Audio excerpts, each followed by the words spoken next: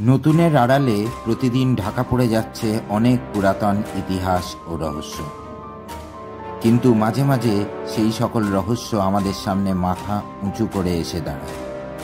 আজ তেমনই এক অভিজ্ঞতা তোমাদের সাথে শেয়ার করব, তাই ভিডিওটা বন্ধুরা শেষ পর্যন্ত দেখতে থেকো। আশা করছি তোমাদের ভালো লাগবে।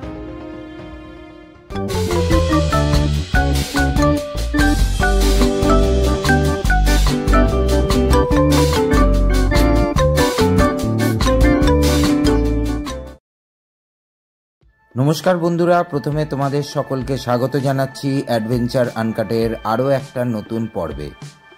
আশা করি তোমরা ভালো আছো।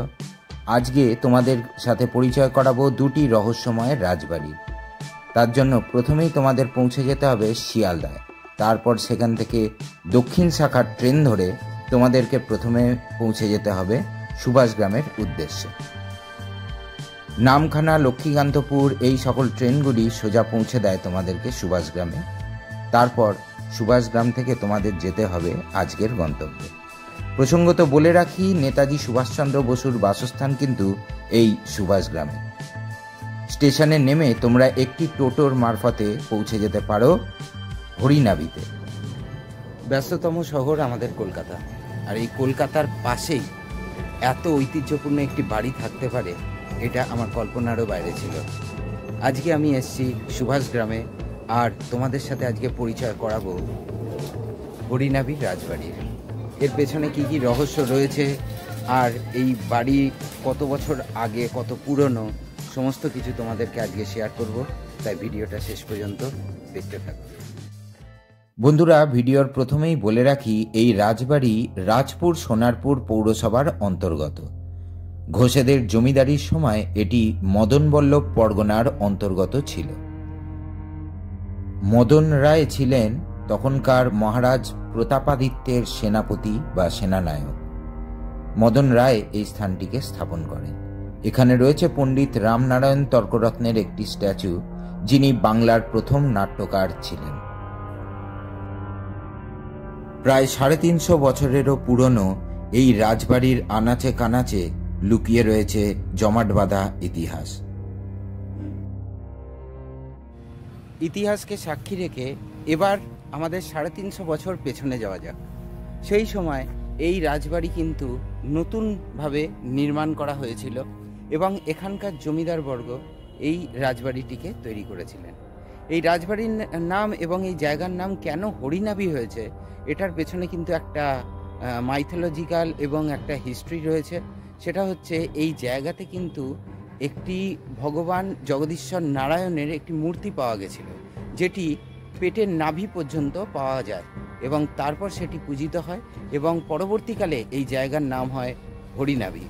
এবং এই জায়গার যিনি জমিদার ছিলেন, তার রাজবাড়ি এবং দেউল ছিল এই হরিনাবিতেই। এককালে বনেদি অট্টালিকা এখন সম্পূর্ণরূপে ধ্বংসপ্রাপ্ত।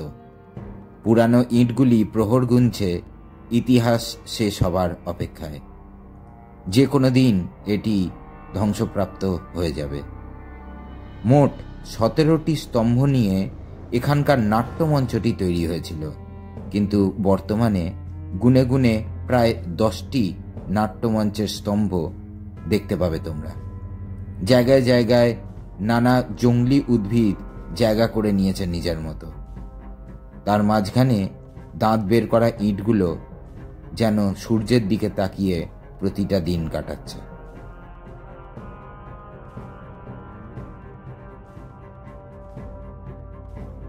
বন্ধুরা, এবার আমি তোমাদেরকে রাজবাড়ির ভেতরটার দিকে নিয়ে যাচ্ছি। জানি না কতটা কি প্রবেশ করতে পারবো, বাট তোমাদেরকে দেখানোর চেষ্টা করব। রাস্তা খুবই বিপজ্জনক, আমাদের দেখে শুনে নিতে হবে। তোমাদেরকে দেখাচ্ছি ভেতরটা কেমন কি রয়েছে। রাজবাড়ি চত্বরে এখন ঢোকা বারণ, কিন্তু তবুও যদি তোমরা আমার মতো পারমিশন নিয়ে এই জায়গায় আসো, তাহলে অবশ্যই বলবো সাবধানতা অবশ্যই বজায় রাখবে। এই রাজবাড়ির কিছুটা অংশ জঙ্গলের মাঝে হারিয়ে গেছে, আর জঙ্গল পুরো গ্রাস করে নিয়েছে রাজবাড়ির একাংশ। এভাবেই হয়তো খুব তাড়াতাড়ি শেষ হয়ে যাবে বাংলার স্বর্ণযুগের এক অনন্য ইতিহাস। বন্ধুরা, তখনকার দিনের পোড়ামাটির আর্কিটেকচার কেমন ছিল এটা তোমাদেরকে দেখাই। এটা সেই পোড়ামাটির বাটির মতো তৈরি, যেগুলো এরকম ধরনের পিলারে ইউজ করা হতো। এখানে একটা তোমরা দেখতে পাচ্ছ, এরকম ধরনেরই প্রচুর ছোট ছোট পোড়ামাটির জিনিস দিয়ে এই থামগুলো তৈরি হয়েছিল। ইটের সাথেও সেই সময় কিন্তু পোড়ামাটির কাজ খুব দেখতে পাওয়া যেত। বুঝতেই পারলে এই কালের বিবর্তনে এই জায়গাটা কিন্তু ধ্বংসপ্রায় হয়ে গেছে এবং ধ্বংস হয়েও গেছে। আর কিছুদিনের মধ্যেই এটা হয়তো মাটির সাথে মিশে যাবে। তো এরকমই একটা ইম্পর্টেন্ট একটা জায়গাকে নিয়ে আজকে আমার এই প্রথম পার্টের প্রতিবেদনটা রইল। তো তোমাদের কেমন লাগলো অতি অবশ্যই কমেন্টসের মাধ্যমে তোমরা জানিও। আমি দেখছি আরও যদি কোনো রাজবাড়িকে কভার করা যায় তাহলে তোমাদের সামনে অবশ্যই তুলে ধরার চেষ্টা করব।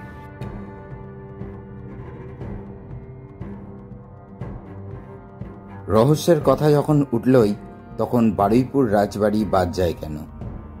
এর বারুইপুর রাজবাড়ি পৌঁছাতে গেলে বারুইপুর জাংশন থেকে যে কোনো টোটো বা অটো করে তোমরা পৌঁছে যেতে পারো বারুইপুর রাজবাড়িতে। বারুইপুর স্টেশন থেকে পুরাতন বাজারের অটো ধরে তোমরা নামতে পারো বারুইপুর রাজবাড়ি। বন্ধুরা, এখন বাজে ঘড়িতে 4টে, আর আমি পৌঁছে গেছি বারুইপুরের চৌধুরী বাড়ি বা বারুইপুর রাজবাড়ির সামনেটাতে। তোমাদেরকে দেখাবো, যদিও সময়টা অনেক কম রয়েছে, খুব তাড়াতাড়ি সন্ধে নেমে যাবে। তো যত তাড়াতাড়ি সম্ভব আমি তোমাদেরকে দেখানোর চেষ্টা করবো এই জায়গাটা। প্রকাণ্ড মাঠের মাঝখানে এই রাজবাড়ির অন্তর্গত দেউলটি তোমাদের চোখে পড়বে। দেউলকে পেছনে ফেলে তোমাদের হেঁটে যেতে হবে মাঠের এক কোণে অবস্থিত বারুইপুর রাজবাড়ির সামনে। যদিও এখন সদর দরজা বলে কিছুই নেই, তবে রাজবাড়ির জায়গায় জায়গায় ইট খসে পড়েছে।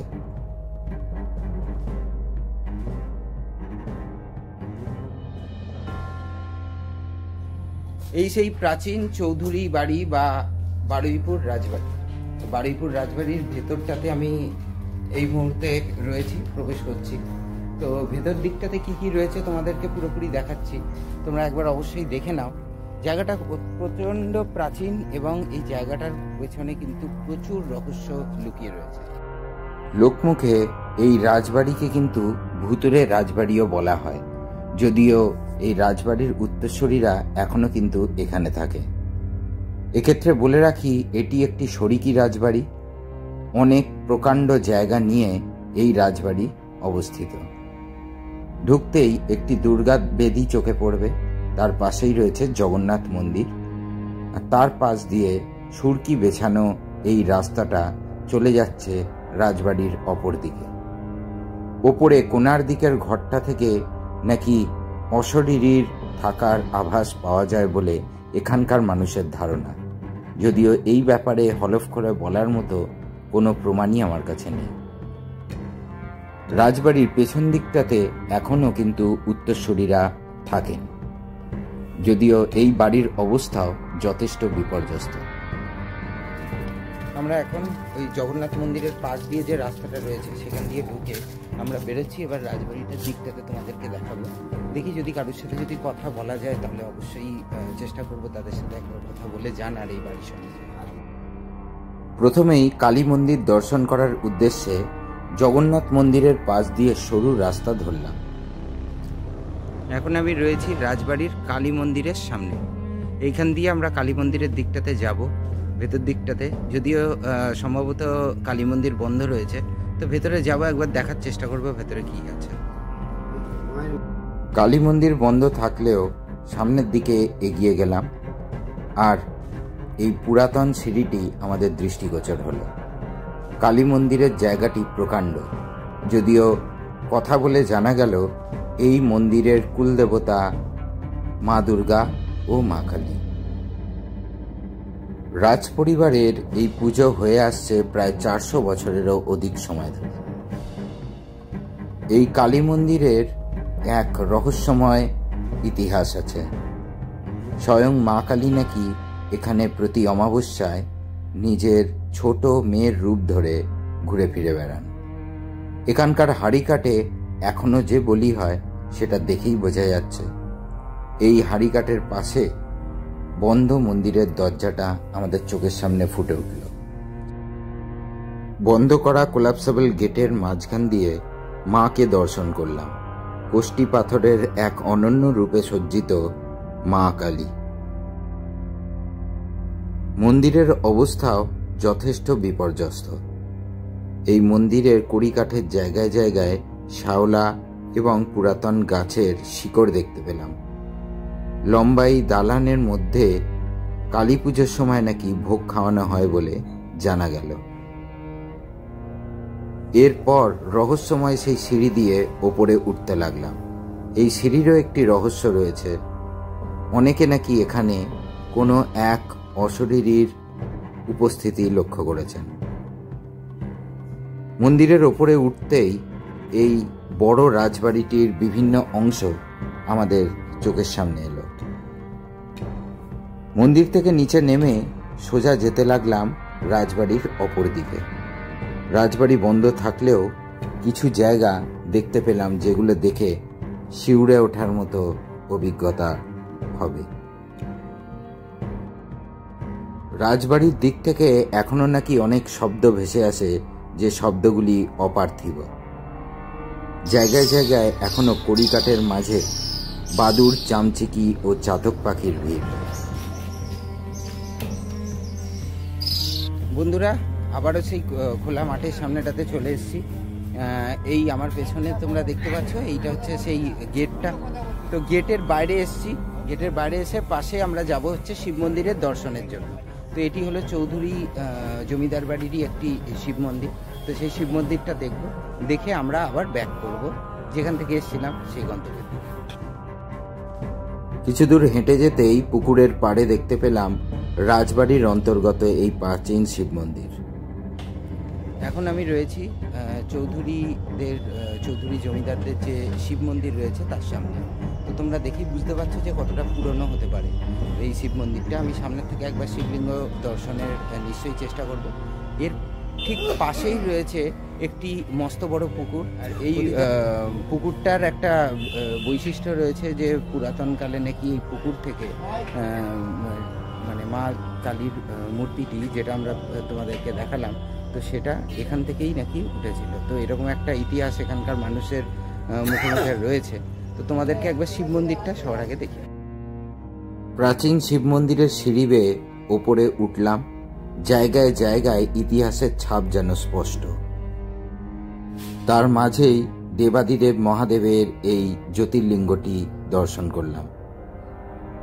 মন্দিরের ভেতরের অবস্থা মোটামুটি ভালোই আছে, তবে এটিও যে কোনো দিন ভেঙে পড়তে পারে বলে আশঙ্কা করাই যায়। বন্ধুরা, ভিডিওর একদম শেষ গোড়ায় এসে পৌঁছেছি। এখন আমি রয়েছি বারুইপুর রাজবাড়ির সামনে। তো এবার বিদায় নেওয়ার পালা। আজকে আমি তোমাদেরকে দুটো রাজবাড়ি সম্বন্ধে যতটুকু পারলাম তথ্য দেওয়ার চেষ্টা করলাম। প্রথমে ছিল হচ্ছে হরিনাবি রাজবাড়ি, যেটা সুভাষগ্রাম স্টেশন থেকে যেতে হয়, এবং আরেকটা হচ্ছে বারুইপুর জাংশন থেকে নেমে বারুইপুর রাজবাড়ি বা চৌধুরী বাড়িতে। তো আজকের এই ভিডিও শেষ পর্যন্ত দেখার জন্য অসংখ্য ধন্যবাদ তোমাদেরকে। আর যারা আমার চ্যানেলের নতুন সদস্য, তো তাদের প্রত্যেককে আমি বলতে চাই যে তোমাদের সকলকে ওয়েলকাম জানাই। তোমরা প্লিজ চ্যানেলটিকে সাবস্ক্রাইব করে পাশে বেল আইকন ক্লিক করে দিও। ভিডিওটা যদি ভালো লাগে তাহলে অবশ্যই লাইক এবং বন্ধুদের সাথে শেয়ার করতে ভুলো না। আর যদি কোনো মূল্যবান কমেন্টস থাকে প্লিজ কমেন্টস বক্সে জানিও। তোমাদের কমেন্টস আমাকে অনেক এনকারেজ করে আরও নতুন নতুন ভিডিও এবং আরও নতুন নতুন তথ্য তোমাদের সামনে তুলে ধরার জন্য। তো খুব তাড়াতাড়ি আবারও তোমাদেরকে বারুইপুরেরই আরও দুটো রাজবাড়ির সম্বন্ধে তোমাদের সামনে আরও একটা নতুন ডকুমেন্টারি তুলে ধরার চেষ্টা করব। তো আজকের মতো ভিডিওটা এই পর্যন্তই। তোমরা সকলে ভালো থেকো, সুস্থ থেকো এবং অবশ্যই দেখতে থাকো অ্যাডভেঞ্চার আনকাট। ধন্যবাদ। সম্পূর্ণ ভিডিওটি শেষ পর্যন্ত দেখার জন্য অসংখ্য ধন্যবাদ। সবাই ভালো থেকো, সুস্থ থেকো এবং জুড়ে থেকো অ্যাডভেঞ্চার আনকাট চ্যানেলের সঙ্গে।